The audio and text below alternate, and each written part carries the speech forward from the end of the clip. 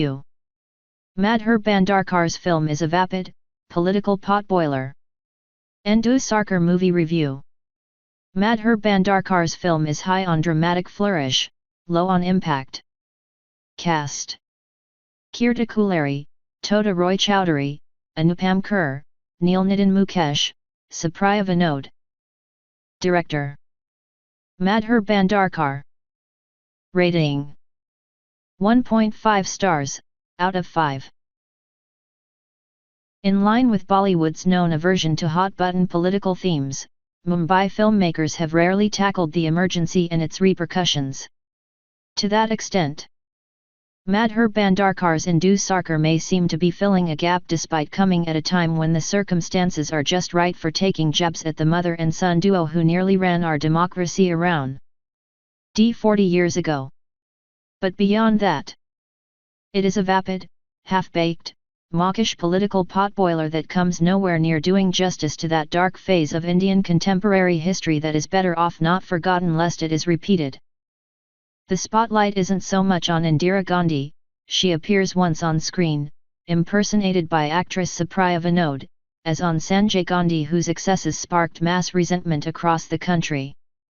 But by far the most footage is gobbled up by an ordinary fictional woman, Indu Sarkar of the title, who sheds copious tears after falling prey to the chicaneries of an ambitious husband who, in turn, is a slave to an opaque and oppressive system aimed at snatching away people's fundamental rights.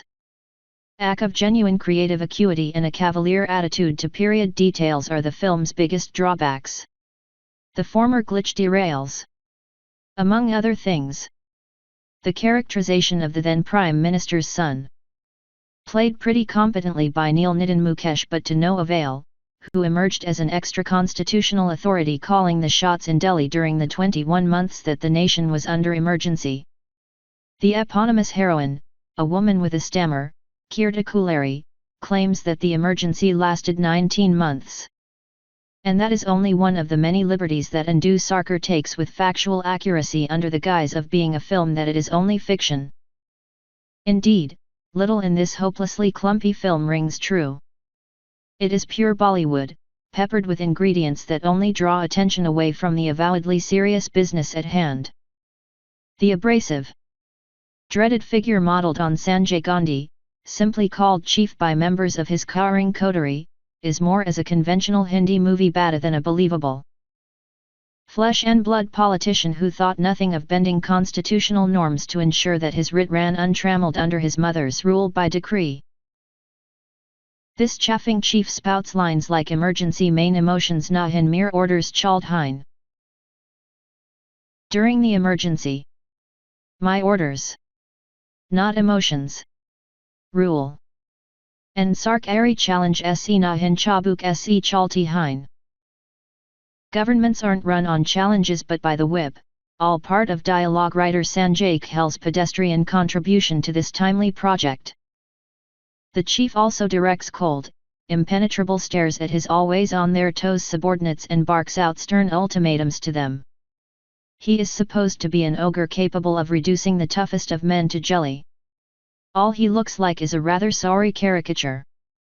Indu Sarkar activates all the right narrative levers: the Maintenance of Internal Security Act, the forced sterilization drive, the Turkmen Gate demolitions, the clampdown on press freedom and the hounding of pro-democracy activists, with due enthusiasm, but isn't able for the briefest of moments to come out of its shrill melodramatic mold. It also alludes more than once to Indira Gandhi's 20-point program and her son's 5-point program but fails to deliver anything intelligent or insightful vis-a-vis those grand plans. If a stuttering female lead is a metaphor for suppressed voices, it really isn't a particularly effective one. Jab sab chup hein, koi to chikaga, when everyone is silent, somebody has to scream, she says in a courtroom scene. Sure, sure.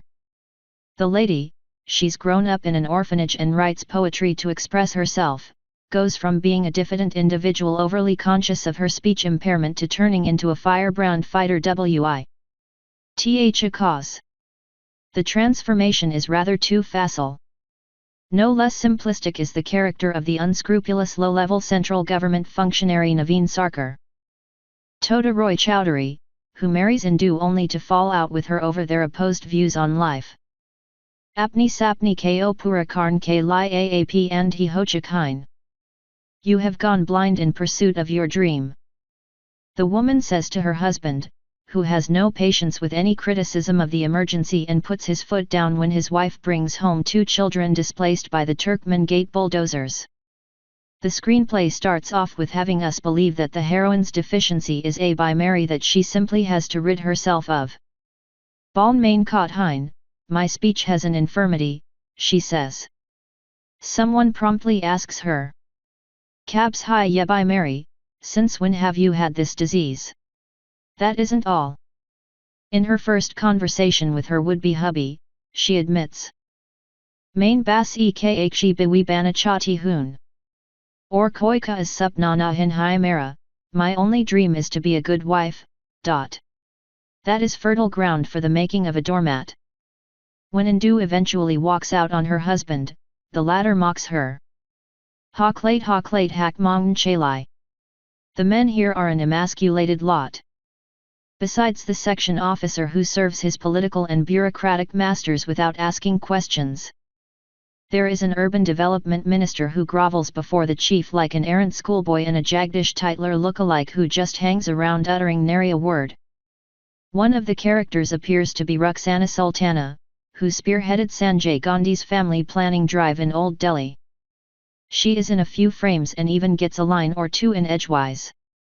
Otherwise, like so much else in the film, she is no more than an insignificant part of the backdrop. Bollywood has never been great with political cinema. Even by those lax standards, Indu Sarkar is the pits. It is high on dramatic flourish, low on impact. So insipid is the 139-minute film. It leaves you wondering why on earth it has seen the light of day unless you deign to consider the political purpose that it serves in the current political scenario.